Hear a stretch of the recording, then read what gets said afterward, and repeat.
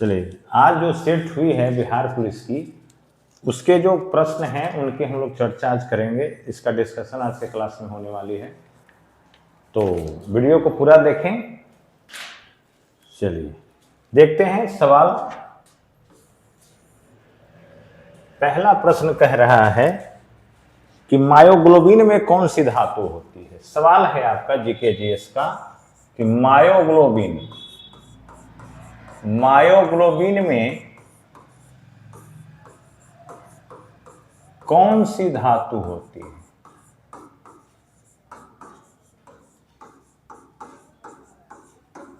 प्रश्न आपका है मायोग्लोबिन में कौन सी धातु होती है। तो देखिए, मायोग्लोबिन है क्या। तो मायोग्लोबिन एक प्रोटीन है। क्या है? प्रोटीन है।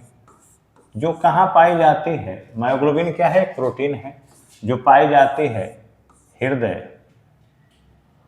हृदय की पेशियों में। हृदय की पेशियों में पाई जाती है। ठीक है, हृदय के पेशियों में पाई जाती है।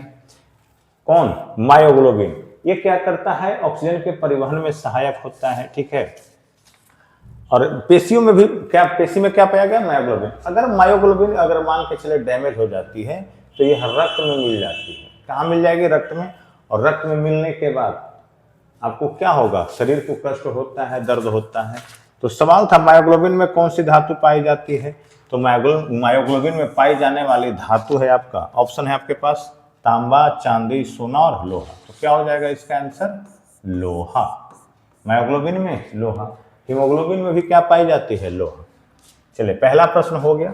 दूसरा प्रश्न है, डॉक्टरों द्वारा मरीज के उदर के अंदर का परीक्षण एंडोस्कोप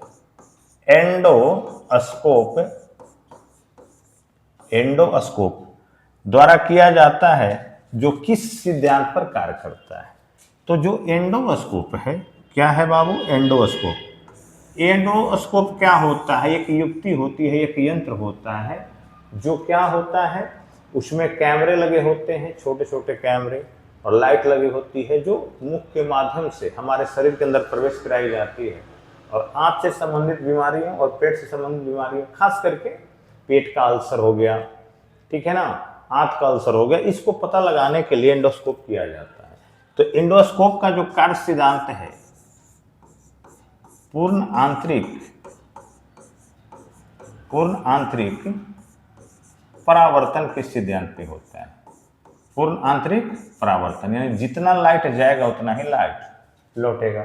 ठीक है ना। देखिए, माध्यम दो होते हैं, सघन माध्यम और विरल माध्यम, सरल माध्यम और विरल माध्यम। तो सरल माध्यम से विरल माध्यम में आएगा तो फिर उसी दिशा में लौट जाएगा ये प्रकाश। जैसे मान के चले यहाँ से यहाँ प्रकाश आ रही है, फिर इसी दिशा में पुनः क्या हो जाएगी? लौट जाएगी। इसी को कहते हैं पूर्ण आंतरिक परावर्तन। तो पूर्ण आंतरिक परावर्तन के सिद्धांत पर हमारा एंडोस्कोप जो यंत्र है वो कार्य करता है। क्लियर है? चलिए, तीसरा सवाल है, भारत सरकार द्वारा प्रारंभ किया गया मिशन इंद्रधनुष कार्यक्रम क्या है। तो मिशन इंद्रधनुष कार्यक्रम, मिशन इंद्रधनुष।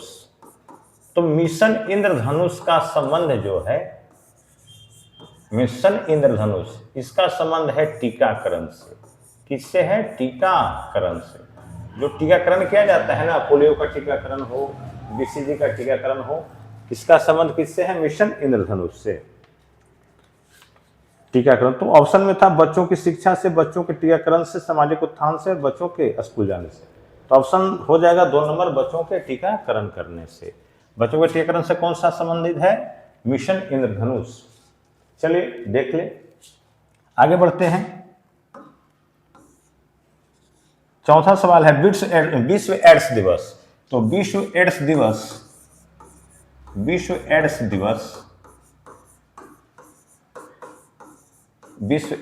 दिवस 1 दिसंबर को मनाई जाती है।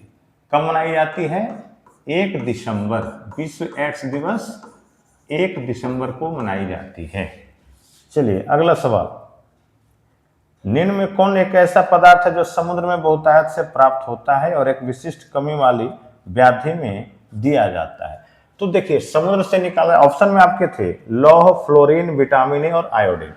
तो आयोडीन निकाला जाता है। क्या निकाला जाता है? आयोडीन। आयोडीन कहां से निकाला जाता है? समुद्री शैवाल से। किससे? समुद्री शैवाल। शैवाल को रखा गया है थैलोफाइटा में। किसमें रखा गया है? थैलोफाइटा में। तो शैवाल जो है, कौन सा शैवाल? समुद्री शैवाल है। समुद्र में शैवाल होते हैं। देखिए शैवाल कई तरह के हैं। हम लोग के घर में जो पानी का स्रोत होता है, जहाँ पे पानियाँ गिरती है वहाँ पे काई लग जाता है, तो काई भी क्या है? शैवाल है।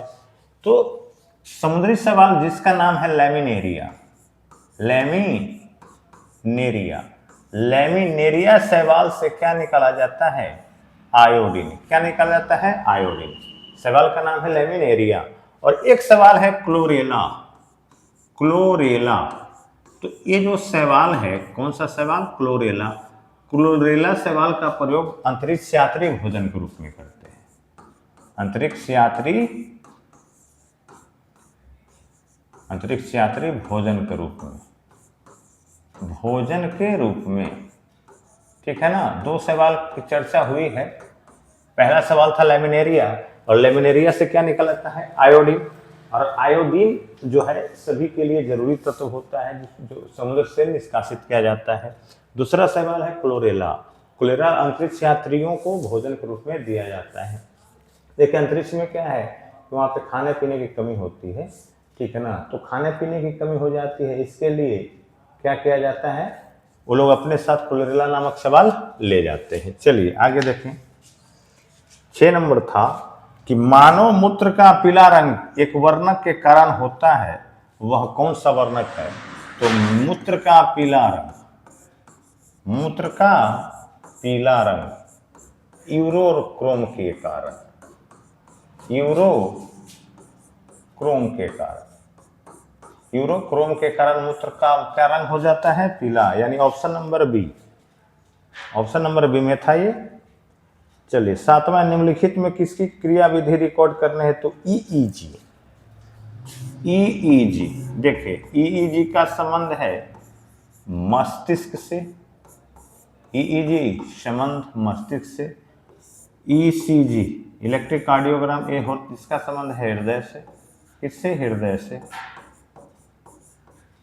ईओजी, ईओजी का संबंध होता है आंख से।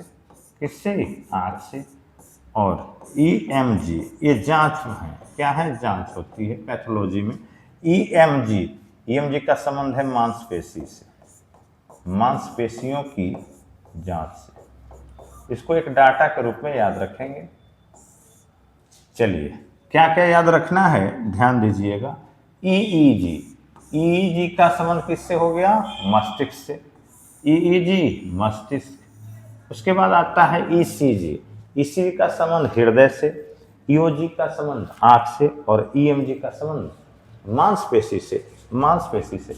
ईसीजी आप लोगों ने देखा होगा कहीं ना कहीं, एक ग्राफ पेपर टाइप का होता है, उसमें हृदय की जो गति होती है, धड़कन की गति इस तरह से नोट किए जाते हैं। इसको कहा जाता है ईसीजी, इलेक्ट्रिक कार्डियोग्राम। कंप्लीट है? याद रखेंगे। ईईजी मस्तिष्क, ईसीजी हृदय, ईओजी आंख, ईएमजी मांसपेशी से। चलिए आगे सवाल देखते हैं। अगर स्क्रीनशॉट लेना चाहेंगे ले सकते हैं। चलिए आगे बढ़ें, बढ़ते हैं आगे। चलिए आगे है सवाल, निम्न में कौन सा जीव अपनी त्वचा से सांस लेता है? तो त्वचा से ऑप्शन में है आपके पास मछली, कबूतर, मेढक, तिलचट्टा। देखिए मछली जो है, मछली गिल्स से सांस लेती है, मछली गिल्स से सांस लेती है। उसके बाद था दूसरा ऑप्शन कबूतर, कबूतर, कबूतर फेफड़े से लेती है, फेफड़ा से। किससे? फेफड़ा से। उसके बाद है मेढक, मेढक। तो देखिए मेढक की कहानी हो जाए तो मेढक जो होता है, जब छोटा लार्वा, मेढक पहले समझ ले, मेढक के लार्वा, मेढक के लार्वा को कहा जाता है टेडपोल। क्या कहा जाता है? टेडपोल। जब ये लार्वा स्थिति में होता है, किस स्थिति में? लार्वा। जब टेडपोल होता है तो पानी में तैरता है। पानी में क्या करता है? तैरता है। तो जो पानी में तैर रहा है यानी मछली के जैसा, तो हम लोग देखे हैं छोटी छोटी मछली के रूप में बेढ़क के बच्चे होते हैं, लार्वा जो होती है। तो जब टेडपोल स्थिति में होती है तो वो लेते हैं गिल्स से। किससे? गिल्स से, ठीक है। और उसके बाद जब मेढक जमीन में आ जाए आपका कहाँ, अगर मान के चलिए पानी में है, पानी में है या जमीन के ऊपर है, जमीन के ऊपर, तो जमीन के ऊपर रहेगा तो वो सांस लेगा फेफड़ा से। किससे? फेफड़ा से। कभी कभी देखे होंगे एक बड़ा बड़ा मेढक आता है जो बरसात के मौसम में मतलब बाहर निकलेगा, बड़ा बड़ा हो जाता है, साइज पीला पीला वाला। तो जब मेढक मिट्टी के अंदर चला जाए, मिट्टी के अंदर, जो मेढक मिट्टी के अंदर रहता है तो वो सांस लेता है किससे? त्वचा से, ठीक है। त्वचा से सांस लेता है। क्लियर है? चलिए, तो मेढक तीन टर्म से, इसका तीन टर्म कंडीशन है सांस लेने का। टेडपोल है तो गिल्स से, जमीन के ऊपर है तो फेफड़ा से, और मिट्टी के अंदर चला जाएगा तो त्वचा से। और उसके बाद एक ऑप्शन और था तिलचट्टा। तिलचट्टा का श्वसन अंग है, तिलचट्टा का श्वसन अंग ट्रैकिया होता है। क्या होता है? ट्रैकिया। इसको ध्यान में रखेंगे, बहुत इंपॉर्टेंट चीजें हैं ये, ठीक है ना। मछली किससे ली? गिल्स से, गिल्स यानी गलफड़ा से, कबूतर फेफड़ा से। मेढक की तीन स्थिति हो गई, जब लार्वा रहेगा तो गिल्स से, पानी जमीन के ऊपर रहेगा तो फेफड़ा से, मिट्टी के अंदर रहेगा तो त्वचा से। तिलचट्टा जो है वो ट्रैकिया से। तो सवाल था इनमें से कौन जो है त्वचा से सांस लेते हैं? तो त्वचा से सांस लेने वाला एक जीव कौन हो गया? मेढक। क्लियर? चलिए आगे बढ़ते हैं।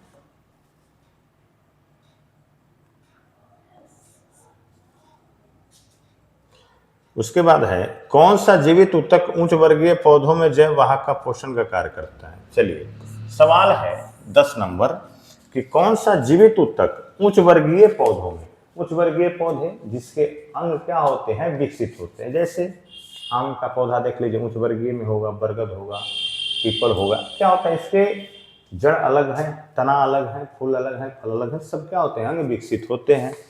तो विकसित पौधे जो होते हैं उसमें जीवित ऊतक उच्च वर्गीय पौधों में जैव पोषक, जैव पोषक। तो कहने का मतलब है यानी जब भोजन तैयार हो जाए तब ना भोजन से ही हमें पोषक पदार्थ मिलेंगे। तो जो पोषण पदार्थ, पोषक तत्व मिलते हैं पेड़ पौधों के, वह किसके माध्यम से संचरित होते हैं बाबू?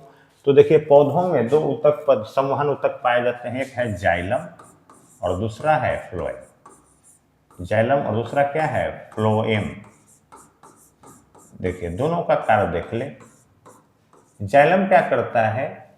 जमीन से जल और खनिज लवण, जल और खनिज लवण, लवण का वहन करता है, वहन करता है। और फ्लोएम जो है बना हुआ भोज पदार्थ, बना हुआ भोज पदार्थ, पदार्थ का वहन करता है, वहन करता है। ठीक है ना। तो जाइलम जमीन से जल और खनिज लवण ले गया, और फ्लोएम क्या हुआ? जो भोजन पत्तियों के द्वारा बना दी गई है उस भोजन को पौधों के हर एक भाग तक पहुंचाने का काम कौन करेगा? फ्लोएम। तो यही सवाल था आपका कि कौन सा जीवित ऊतक उच्च वर्गीय पौधों में जैव पोषक वाहन का कार्य करता है? तो फ्लोएम हो जाएगा। कौन सा? फ्लोएम। Option number B. चलिए, 11 है रोगी के दांत का प्रतिबिंब देखने के लिए दांत के डॉक्टर, तो दांत के डॉक्टर अवतल दर्पण का प्रयोग करते हैं। क्लियर है? दांत के डॉक्टर द्वारा, दांत के डॉक्टर द्वारा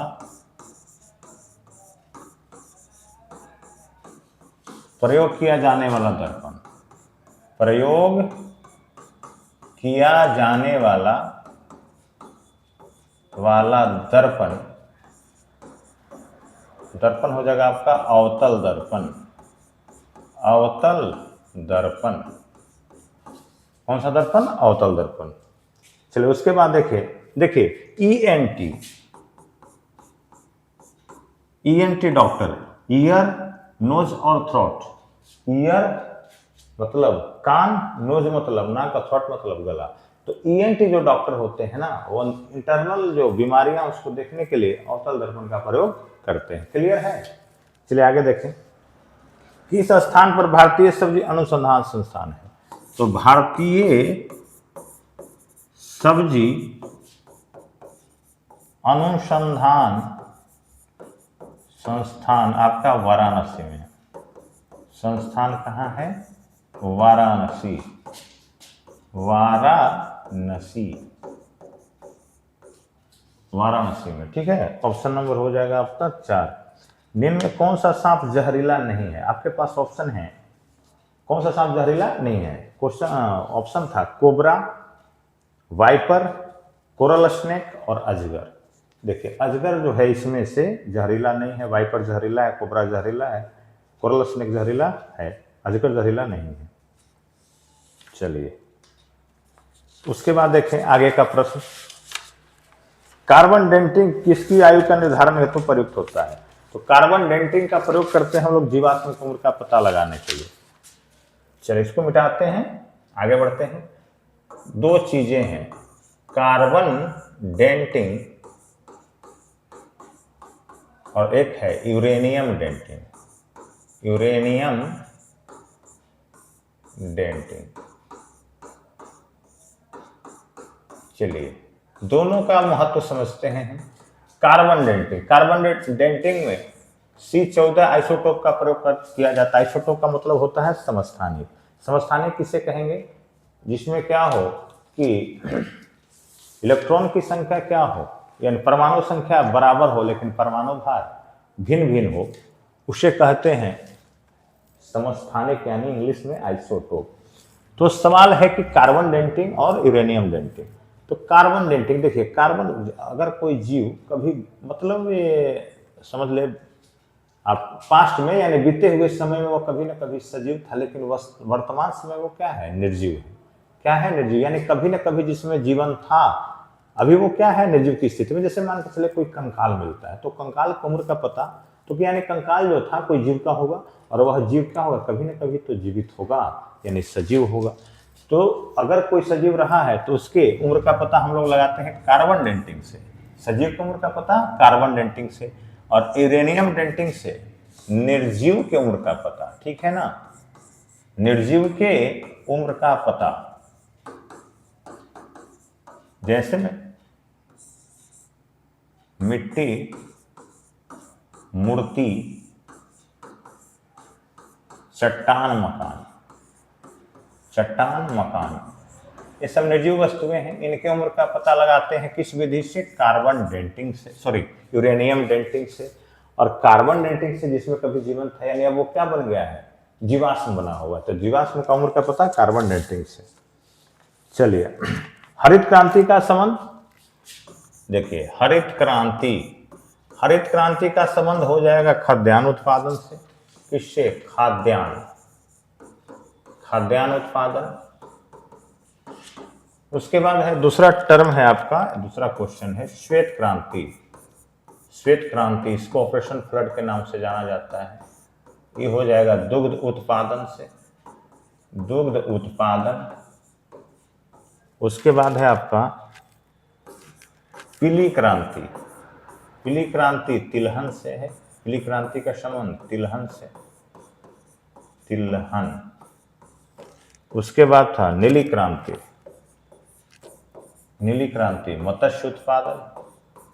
नीली क्रांति का मत्स्य उत्पादन से,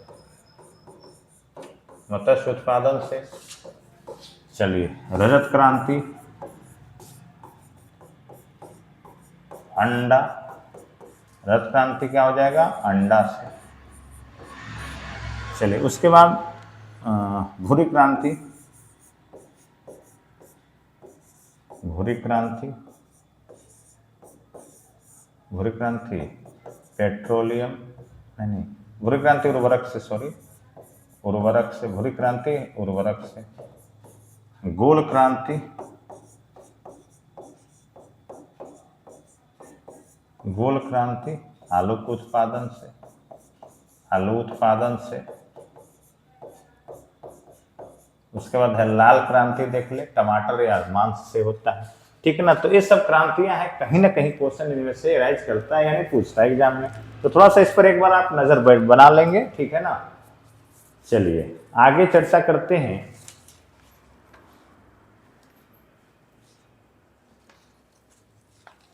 आगे का प्रश्न है, समय का मापक विज्ञान क्या कहलाता है? समय का मापक विज्ञान, एक बार इसे देख ले, स्क्रीनशॉट ले सकते हैं तो ले ले, नहीं तो लिख ले। चलिए आगे बढ़ते हैं वीडियो में। चलिए आगे है सवाल कि समय मापक विज्ञान। तो समय को मापने वाला विज्ञान, समय मापक विज्ञान, समय मापक विज्ञान, इसको कहते हैं हॉरोलॉजी, हॉरोलॉजी, हॉरोलॉजी, ठीक है ना। समय मापक विज्ञान क्या होता है? हॉरोलॉजी। ऑप्शन नंबर बी हो जाएगा। अगला सवाल है, बल कैसे मात्रक? न्यूटन। बल कैसे मात्रक? न्यूटन तो हर कोई जानते हैं। वॉशिंग मशीन का कार्य सिद्धांत क्या है? वॉशिंग मशीन देखिए क्या करता है ना, कपड़े को एक बार लेता है सेंटर में और उसके बाद क्या करता है, बाहर की ओर, यानी केंद्र से बाहर, तो अपकेंद्रन। चलिए कौन सा?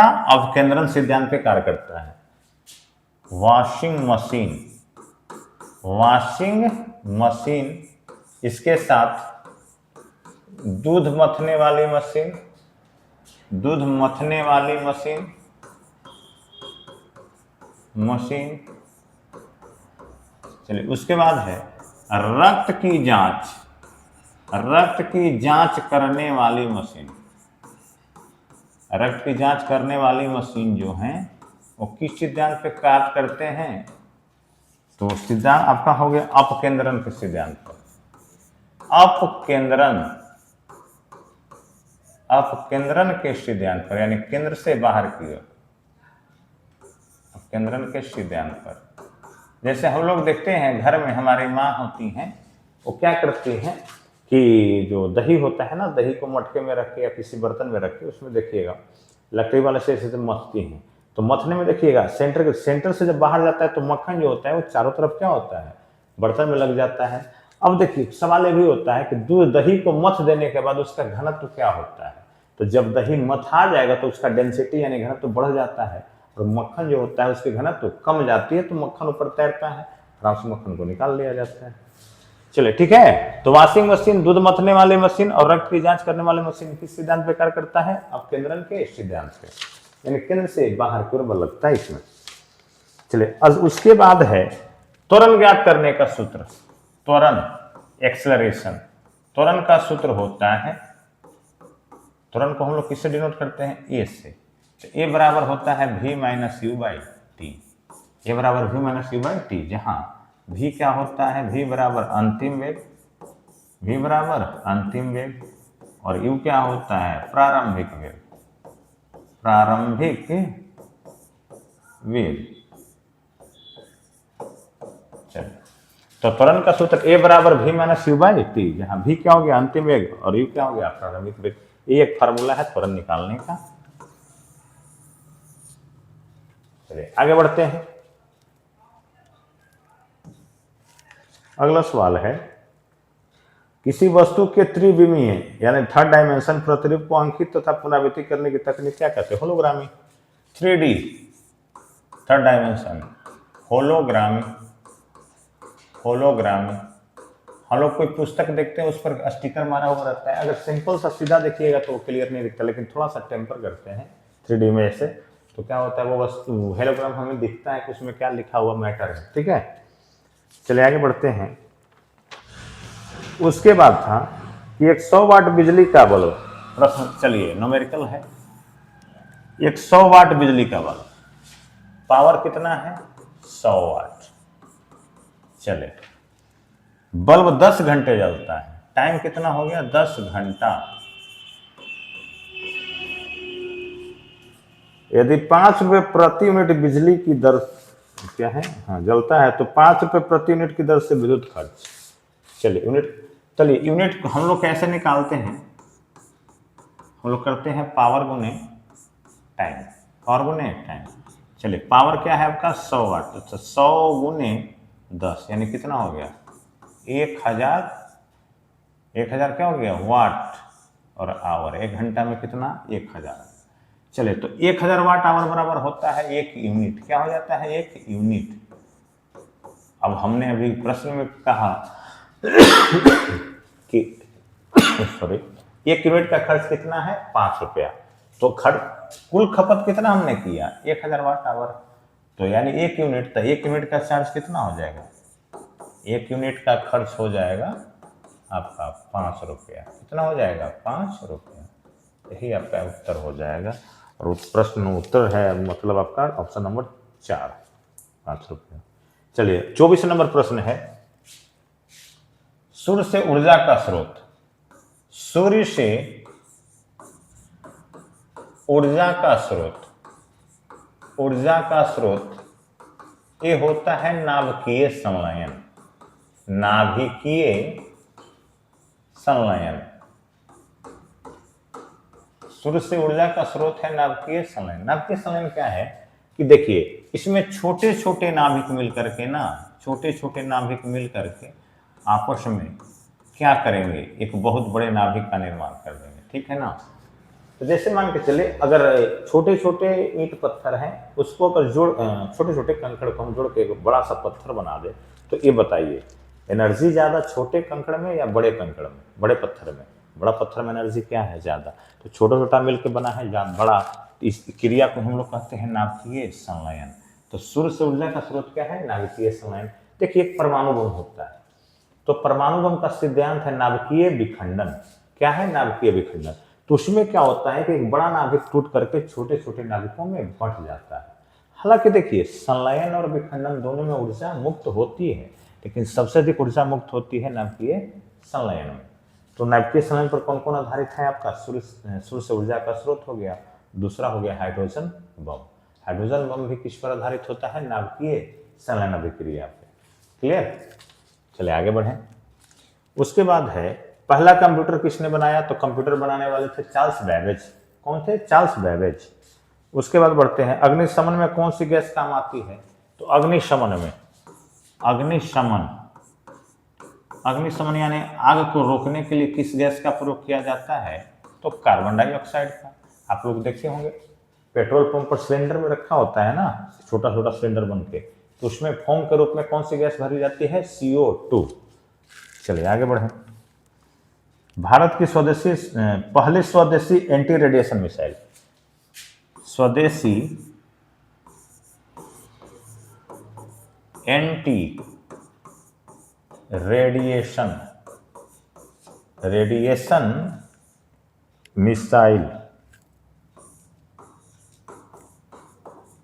भारत की पहली स्वदेशी, यानी भारत में बना, स्वदेश का मतलब अपने देश की टेक्नोलॉजी से बना हुआ मिसाइल है। इसका नाम है रुद्रम। क्या नाम है, रुद्रम। ठीक है ना, स्वदेशी एंटी रेडिएशन मिसाइल है रुद्रम। उसके बाद सवाल है कि निम्न में से किस हड़प्पा नगर में जूते हुए खेतों के निशान मिलते हैं, तो जूते हुए खेतों के निशान कालीबंगा में। कहाँ, कालीबंगा में। चलिए प्रश्न को आगे बढ़ाते हैं। चाणक्य अपने बचपन में किस नाम से जाने जाते थे, तो देखिए चाणक्य को कौटिल्य भी कहा गया है। क्या कहा गया, ऑप्शन में क्या क्या था, अजय, विष्णुगुप्त, चाणक्य, देवगुप्त। कौटिल्य और विष्णुगुप्त के भी नाम से जानते हैं, विष्णुगुप्त। तो इनके बचपन का नाम क्या था, विष्णुगुप्त। ठीक है ना। चाणक्य कौन, चाणक्य का बचपन का नाम विष्णुगुप्त। अब चाणक्य को एक और नाम से जानते हैं, इसको थोड़ा सा हम लिखने का प्रयास करेंगे। भारत का मैकियावेली, भारत का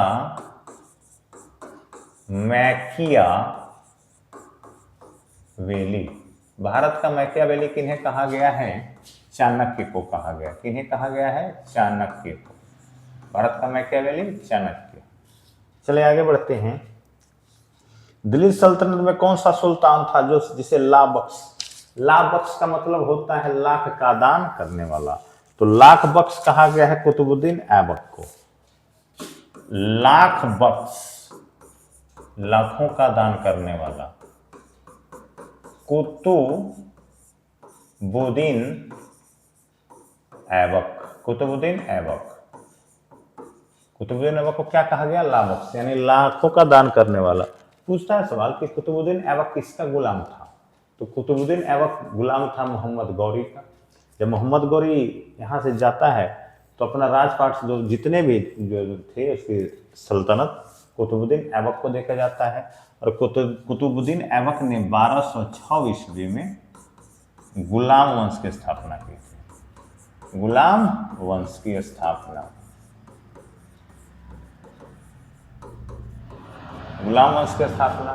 और दिल्ली सल्तनत में वंश में पढ़ते हैं हम लोग तो गुल खिले तुम शायद लौटे, गुल से गुलाम, ख से खिले, तुम से तुगलक, सा से सैयद और लौटे से लोधी वंश।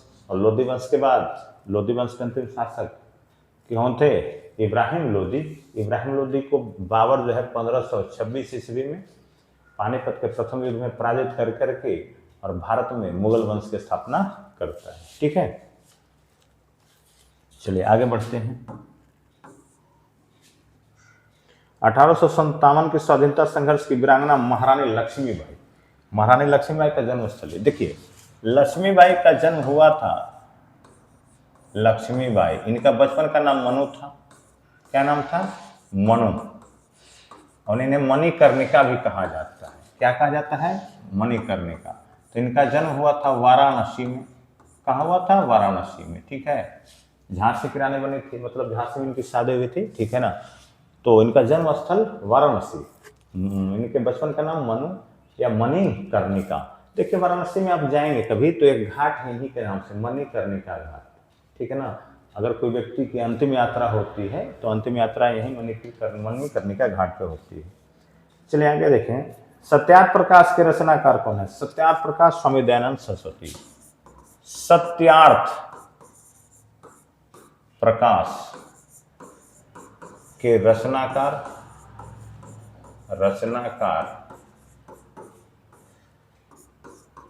स्वामी दयानंद सरस्वती। स्वामी दयानंद सरस्वती। चलिए आगे है, औद्योगिक क्रांति सबसे पहले कहाँ हुई? तो औद्योगिक क्रांति की शुरुआत ब्रिटेन में हुई है या इंग्लैंड में। ठीक है ना, औद्योगिक क्रांति की शुरुआत ब्रिटेन में। थोड़ा सा क्वेश्चन आगे बढ़ते हैं तेजी से। फ्रांसीसी क्रांति के राजा कौन थे? फ्रांसीसी क्रांति के दौरान राजा कौन थे?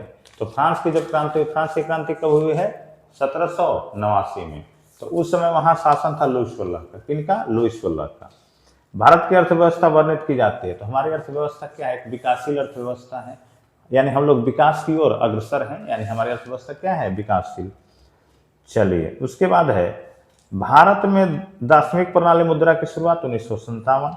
भारत में दार्शनिक मुद्रा यानी दशमलव प्रणाली कब से चली है? 1957 से। माल्थस के अनुसार जनसंख्या नियंत्रण का सर्वाधिक प्रभावकारी उपाय कौन है? युद्ध है, विपत्ति है, अनैतिक व्यवहार है, जन नियंत्रण। तो जन का नियंत्रण कर लेंगे, सिंपल सा, ऑप्शन नंबर 3। 2011 की जनगणना के अनुसार भारत के निम्नलिखित किस राज्य में अनुसूचित जाति की जनसंख्या शून्य है? अनुसूचित जाति यानी एससी सबसे कम ऑप्शन में आपके पास है केरल, नागालैंड, सिक्किम और असम। तो सबसे कम अनुसूचित जाति है आपके नागालैंड में। क्लियर। उसके बाद है, विश्व बैंक में कितने सदस्य देश? तो विश्व बैंक के सदस्य देश, विश्व बैंक के सदस्य देश, विश्व बैंक के सदस्य देश हैं 189। विश्व बैंक के सदस्य देश 189, 189। चलिए आगे बढ़ते हैं। किसे हाल ही में फिट इंडिया आइकन नॉमिनेट किया गया है? फिट इंडिया आइकन नॉमिनेट किया गया है आयुष्मान खुराना, जो फिल्म दुनिया से संबंधित है। उसके बाद आगे प्रश्न है, कबड्डी वर्ल्ड कप 2025 का आयोजन किस देश में किया जा रहा है? इंग्लैंड में। कबड्डी 2025 कहाँ? इंग्लैंड में। उसके बाद सवाल है, भीम यूपीआई प्रोत्साहन योजना के तहत अधिकतम कितनी राशि तक यूपीआई लेनदेन शामिल है? तो भीम यूपीआई के तहत 2000 रुपये। ठीक है ना। उसके बाद सवाल है, 3 मार्च 2025 को वित्त मंत्री द्वारा बिहार विधानसभा में 3.17 लाख करोड़ रुपए का बजट पेश किया गया, जिसमें किसको प्राथमिकता दी गई है? तो बिहार के बजट में शिक्षा और महिला सशक्तिकरण पर जोर दिया गया है। क्या क्या? शिक्षा और महिला सशक्तिकरण। उसके बाद है 49 नंबर, वर्तमान में बिहार के शिक्षा मंत्री, तो बिहार के शिक्षा मंत्री अभी कौन है? सुनील कुमार। चलो उसके बाद है बिहार का विशाल मैदान कितने वर्ग किलोमीटर में विस्तृत है? तो बिहार का जो मैदान है, बिहार का मैदान 90,650 वर्ग किलोमीटर में फैला हुआ है। 90,650 यानी ऑप्शन नंबर 1 ठीक है। चलिए, अंग महाजनपद का राज्य वर्तमान जिला में फैला था। अंग महाजनपद, अंग की राजधानी कहाँ थी? चंपा। चलिए, तो ऑप्शन में है बक्सर और कैमूर, मुंगेर और भागलपुर, नवादा और गया, पूर्णिया और कटिहार। तो ऑप्शन नंबर हो जाएगा बी, मुंगेर और भागलपुर के क्षेत्र में। चलिए, 52 किस वेद में बिहार क्षेत्र के लिए किक्कट एवं वाद्य शब्दों का उल्लेख हुआ है? तो ऋग्वेद में। ऋग्वेद में बिहार क्षेत्र के लिए किक्कट शब्द का प्रयोग किया गया। चलिए, बिहार में कौन सा नृत्य जन्म आदि के अवसर पर पुरुषों अथवा किन्नरों द्वारा किया जाता है? तो जो कोई बच्चा जन्म लेता है तो आते हैं ना खुशी मनाने के लिए, ठीक है ना? कौन लोग आते हैं? किन्नर लोग। तो पवड़िया नृत्य मनाया जाता है उनके द्वारा। कौन सा नृत्य किया जाता है? पवड़िया नृत्य।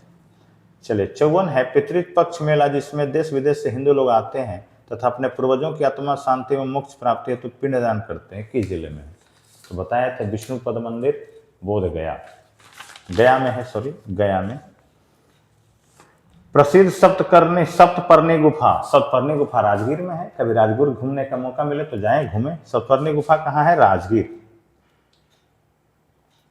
चलिए, ज्ञानपीठ पुरस्कार प्राप्त करने वाले प्रथम बिहारी कौन थे? तो ज्ञानपीठ पुरस्कार दिया जाता है। ज्ञानपीठ पुरस्कार की शुरुआत 1965 में हुई थी, ठीक है ना? ज्ञानपीठ पुरस्कार की शुरुआत, ज्ञानपीठ पुरस्कार की शुरुआत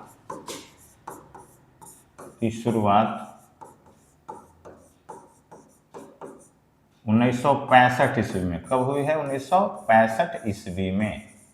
और सबसे पहले दिया गया था जी शंकर कुरूप को। ज्ञानपीठ पुरस्कार प्राप्त करने वाले पहले व्यक्ति जी शंकर कुरूप। इस साहित्य के क्षेत्र में दिया जाता है ज्ञानपीठ पुरस्कार। किस क्षेत्र में? साहित्य के क्षेत्र में। सवाल था कहाँ थे हम लोग? हाँ, ज्ञानपीठ पुरस्कार प्राप्त करने वाले प्रथम बिहारी रामधारी सिद्धिनकर। तो बिहारी जिन्हें पहली बार दिया गया ज्ञानपीठ पुरस्कार, उनका नाम था रामधारी सिंह दिनकर। रामधारी सिंह दिनकर। चले आगे बढ़े। बिहार का सबसे बड़ा वन्य जीव अभ्यारण्य कौन सा है? तो बिहार का सबसे बड़ा वन्य जीव अभ्यारण्य कैमूर वन्य जीव अभ्यारण्य है। कौन है? कैमूर वन्य जीव अभ्यारण्य। चलिए, 59 नंबर है अंतर्निहित शब्द का संदर्भ। अंतःजोड़ निहित, अंतर्निहित का क्या हो जाएगा? अंतःजोड़ निहित बराबर हो जाएगा अंतर्निहित। सखी वो मुझसे कहकर जाते, सखी वो मुझसे कहकर जाते। प्रस्तुत पंक्ति के रचयिता कौन है? देखिए, गौतम बुद्ध जब गृह त्यागते हैं तो उनकी पत्नी कौन थी? गौतम बुद्ध की पत्नी थी, बुद्ध की पत्नी यशोधरा, नाम था उनका यशोधरा। तो मैथिली शरण गुप्त जी ने यशोधरा नामक क्या किया है? काव्य की रचना की है। और इसी यशोधरा में यशोधरा का मार्मिक वर्णन किया है। जब गौतम बुद्ध घर को त्याग कर चले जाते हैं तो उनकी पत्नी वियोग में कहती है कि ठीक है, जाना था जाते हैं, लेकिन सखी वो मुझसे कहकर जाते, ठीक है ना? तो इस हृदय विदारक बातों को किन्होंने लिखा है? मैथिली शरण गुप्त ने। रचना का नाम है यशोधरा। क्वेश्चन था आपका 60 नंबर। हाँ, ऑप्शन नंबर 2 हो जाएगा मैथिली शरण गुप्त। 61 है छछुंदर के सर में चमेली का तेल का अर्थ। यानी छछुंदर के सर पर चमेली का मतलब है छछुंदर की तुलना की गई। छछुंदर जो एक ऐसा छोटा जीव है, ठीक है ना, जिसमें चमेली का तेल भी लगा दिया जाए तो उसके गंध, जो प्राकृतिक गंध हो, नहीं लौट, मतलब जाती वहां से। तो यानी अयोग्य व्यक्ति को अच्छा पद जब मिल जाएगा तो उसकी तुलना कर दी जाती है छछुंदर के सिर पर चमेली का तेल। चलो उसके बाद गद्यांश को छोड़ते हैं, आगे बढ़ते हैं।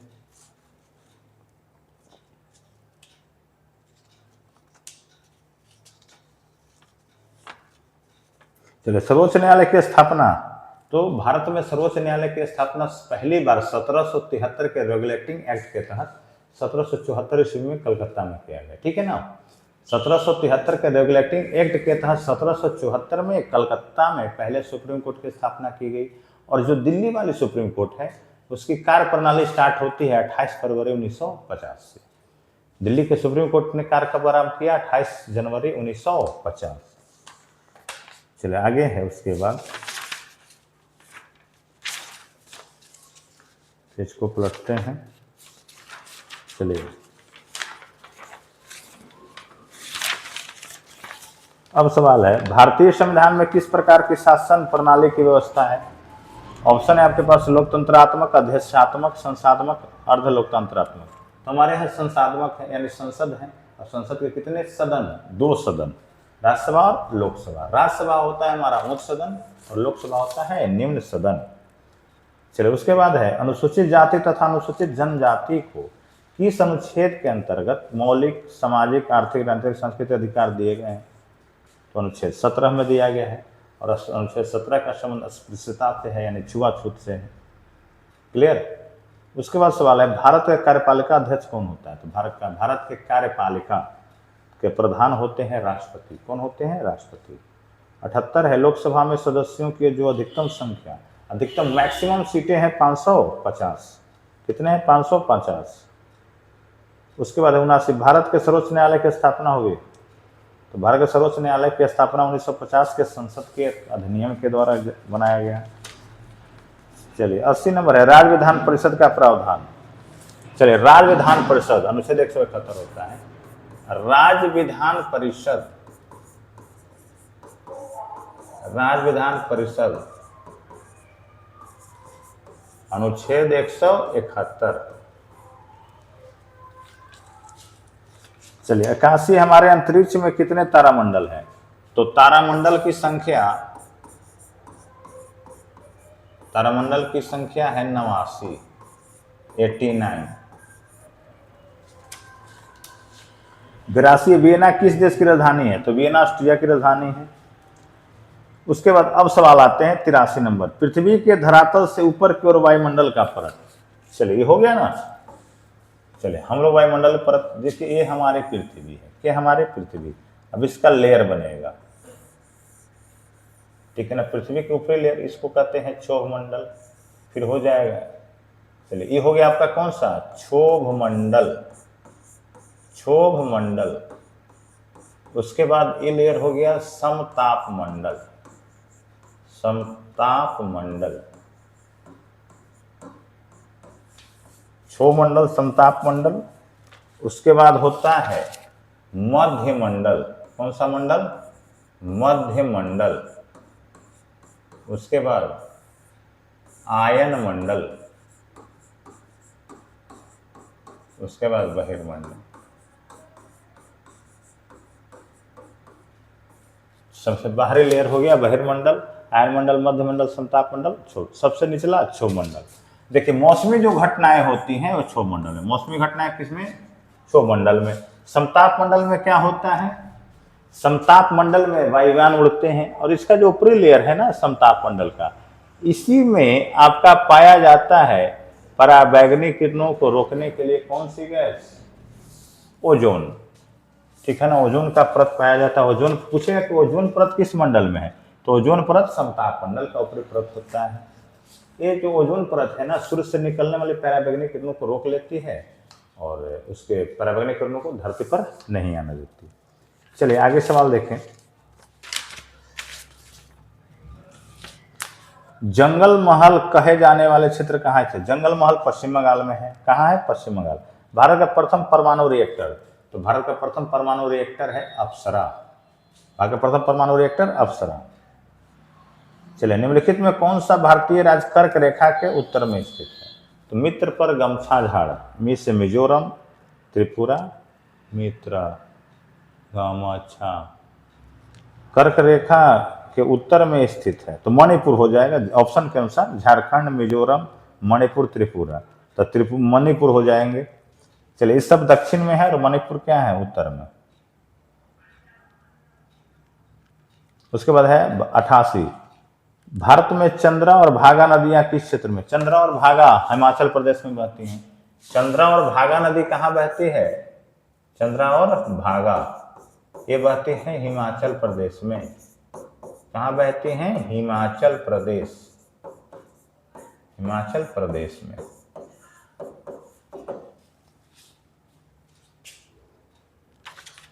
फिर 89 है, निम्नलिखित फसलों में से किसे हरित क्रांति का सर्वाधिक लाभ उत्पादन और उत्पादकता दोनों में हुआ है? तो हरित क्रांति का सबसे अधिक प्रभाव देखने को मिला है आपका गेहूं में। 90 है, भारत में नियमित जनगणना की शुरुआत 1881 में। देखिए सबसे पहला जनगणना 1872 में, 1872 में लॉर्ड मेयो के द्वारा, लॉर्ड मेयो। लेकिन नियमित जनगणना 1881 में लॉर्ड रिपन के समय में, लॉर्ड रिपन। ये होता है नियमित जनगणना, यानी यहां से नियमित लगातार 10 साल पर हुआ है, ठीक है ना, जनगणना। चलिए 1872 में लॉर्ड मेयो के शासन में भारत में पहली बार जनगणना कराई गई थी, लेकिन लॉर्ड रिपन के समय में 1881 में जनगणना हुई, तो उस समय से क्या है, लगातार है। चलिए कौन सा टाइगर रिजर्व छत्तीसगढ़ में नहीं है? अचन कुमार, गुरु घासीदास, उदांती सीतानंदी, नागरहोल। नागरहोल नहीं।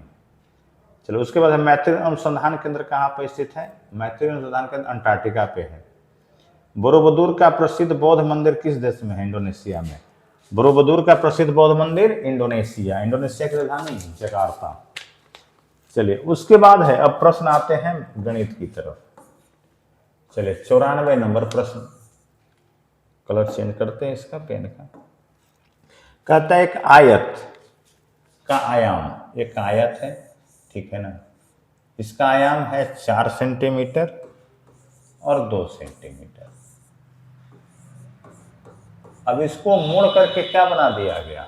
एक समबाहु बनाया गया है, एक समबाहु त्रिभुज। चलिए तो जब हम कोई मान के चलिए एक पेपर है, कागज है, कागज आयताकार है, जब इसको हम मोड़ेंगे तो इसकी पूरी परिमिति मुड़ेगी। क्या मिलेगी? मुड़ेगी पूरी परिमिति। जब इसको एक नया डिजाइन देंगे तो उस डिजाइन की परिमिति वही होगी जो इस पेपर का था। पेपर कैसा है? आयताकार। तो आयत की परिमिति क्या हो जाएगा? आयत की परिमिति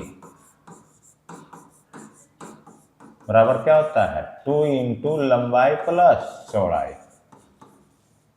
तो 2 इंटू हो जाएगा 4 प्लस 2 यानी 2 इंटू 6 यानी 12 सेंटीमीटर।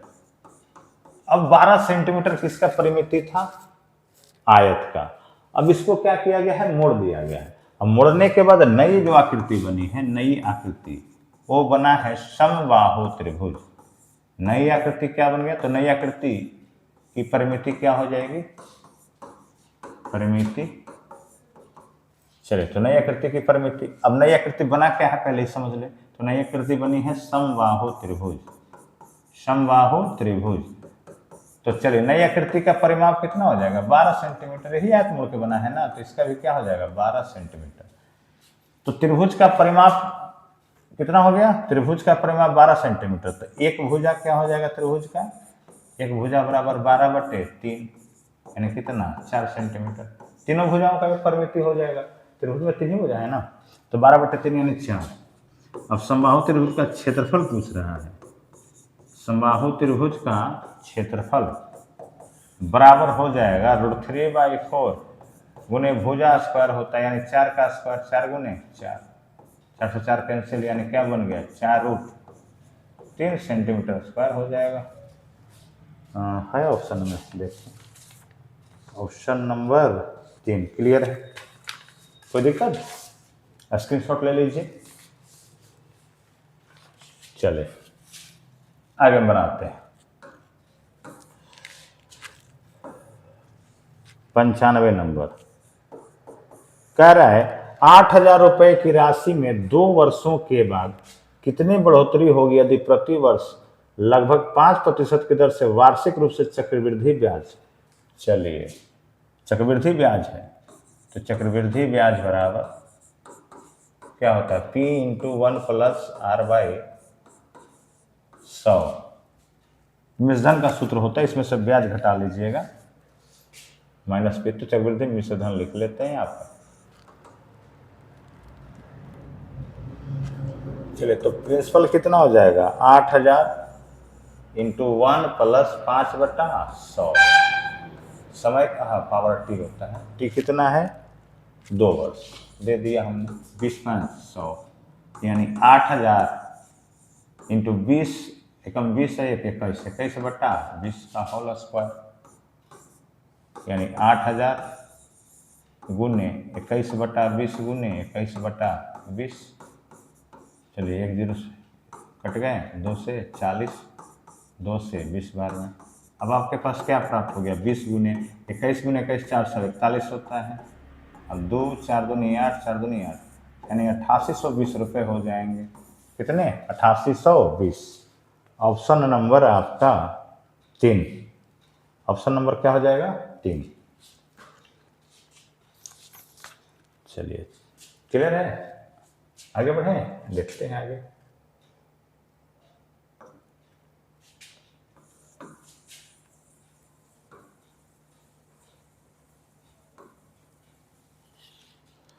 उसके बाद क्वेश्चन है एक द्विघात समीकरण 6x² माइनस 5x प्लस 1 बराबर 0 के दो मूल।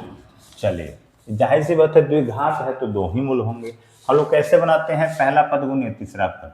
पहला पद 6x² है, तीसरा पद क्या है 1, तीन दोनों को आप लोग गुना करेंगे तो क्या हो जाएगा 6x²। अब 6x² कैसे दो पदों में तोड़े कि गुना करें तो 6x² आ जाए, ठीक है ना, और जोड़िया घटावे तो 5, तो 3 दूना की 6, यानी एक वैल्यू क्या हो जाएगा 3 और दूसरा वैल्यू 2। अब सवाल आता है कि चिन्ह पर ध्यान देना है, गुना करने पर प्लस होना चाहिए, जोड़ने पर माइनस। तो अगर हम -3 ले लें और एक वैल्यू क्या ले लें -2, तो -3 गुने -2 क्या हो जाएगा +6, और -3 में -2 जोड़ोगे तो -5। तो लिख सकते हैं 6x² -2x -3x। ठीक, किसको तोड़े हमने -5 को तोड़ा हमने, +1 बराबर क्या हो जाएगा 0।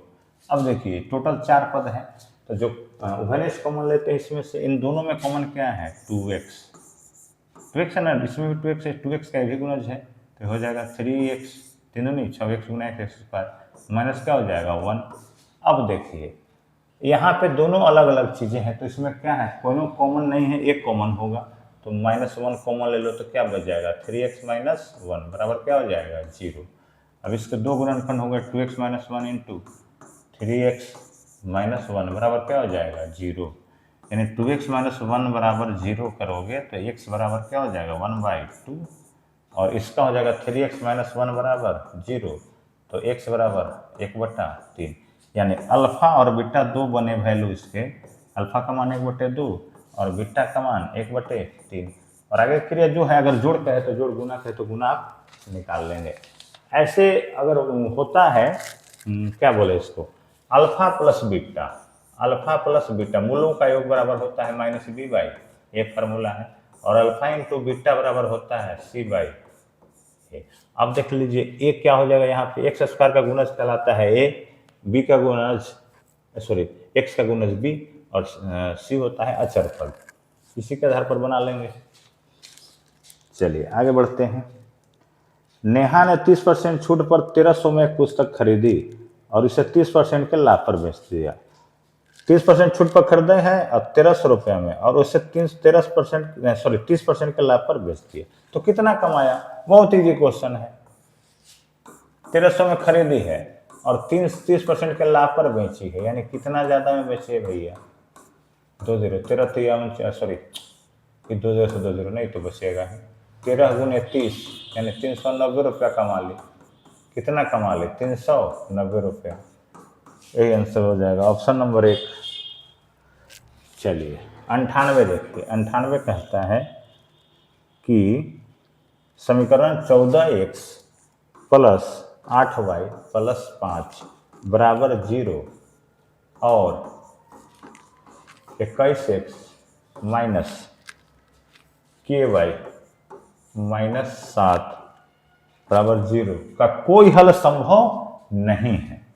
कोई हल संभव नहीं है तो के का मान पूछे, देखिए कोई हल संभव नहीं है, इसके लिए फार्मूला होता है A1/A2 बराबर B1/B2 बराबर नहीं होना चाहिए C1/C2।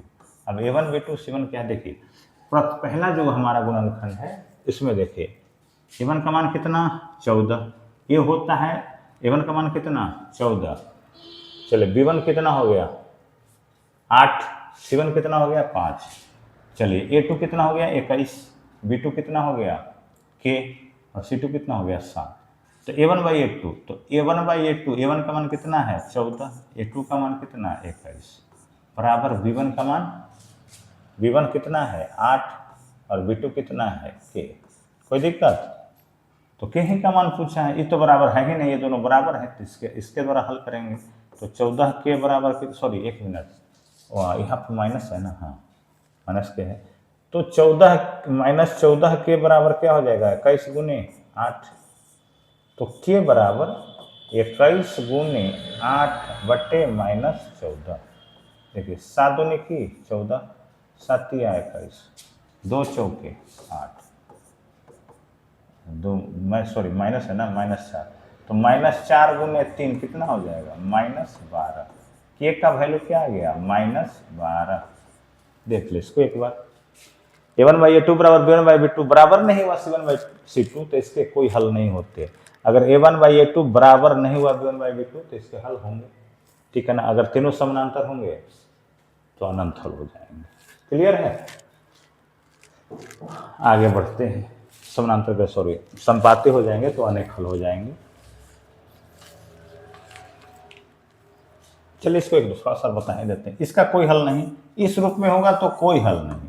अगर A1/A2 बराबर नहीं हुआ B1/B2 तो इसका एक हल, कितने हल, एक ही हल संभव है। अगर A1/A2 बराबर हो गया B1/B2 और बराबर हो गया C1/C2 तो इसके अनेक हल होंगे या अनंत हल होंगे। तीनों कंडीशन आपको लिख दिया गया, ठीक है ना, तीनों कंडीशन है। चलिए देख लीजिए, स्क्रीनशॉट ले लीजिए, आगे भी काम देगा ये। चलिए अब है 99 नंबर प्रश्न, यहाँ बनाने का हम प्रयास करेंगे शॉर्ट में। कह रहा है कि ताश की गड्डी में फेस कार्ड, तो देखिए फेस कार्ड कितने, फेस का मतलब होता है चेहरा,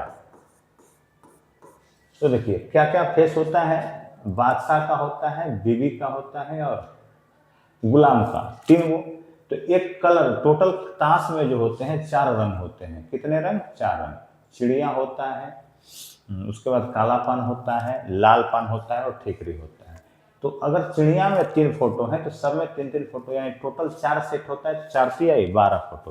फोटो मतलब फेस, फेस कार्ड की संख्या कितनी हो जाएगी, फेस कार्ड की संख्या बराबर 12।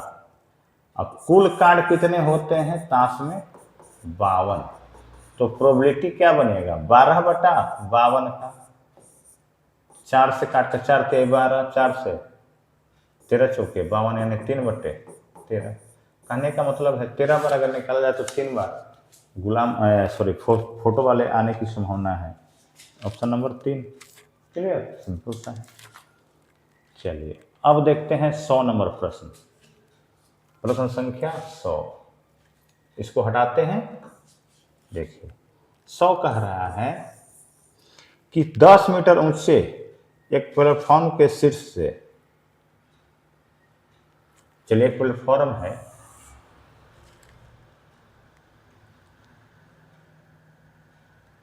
चलिए ये कितना है 10 मीटर, एक टावर का यूनियन कोण, चलिए एक टावर है, इसकी लंबाई है, ऊंचाई है सॉरी 70 मीटर। अब इसका जो शीर्ष का यूनियन कोण है, यानी यहाँ जो कोण बनेगा, चलिए तो ये मिलेगा, और यहाँ जो यूनियन कोण बन रहा है वो कितना डिग्री बन रहा है 30 डिग्री। तो पूछा है प्लेटफॉर्म से टावर कितना दूर है, ये हो गया आपका प्लेटफॉर्म, ये हो गया टावर, तो इनके बीच की दूरी ये पूछा है, इसको मान लेते हैं हम क्या x, क्या मान लिए x। तो देखिए जब हम यहाँ से दोनों का शीर्ष मिलाए तो यहाँ पे एंगल बनता है 30 डिग्री, तो इसको भी हमने क्या किया, मिलाया। अब देखिए एक शेप बना, यह बना गया आपका आयत। क्या बन गया, आयत। तो आयत में आमने सामने की भुजाएं बराबर होती हैं। तो जब हम प्लेटफॉर्म से टावर की दूरी कितना माना है हमने, x मीटर। कितना माना है, x मीटर।